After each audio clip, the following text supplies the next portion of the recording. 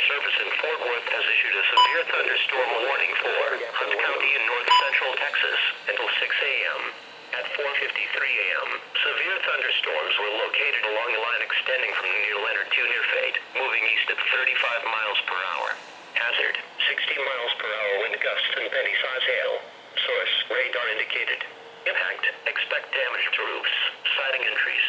Locations impacted include Greenville, Commerce, West Milwaukee, Wolf City, Quinlan, Caddo Mills, Celeste, Campbell, Hawk Cove, Josephine, Lonoke and Malinville. For your protection, move to an interior room on the lowest floor of a building. A tornado watch remains in effect for north central Texas.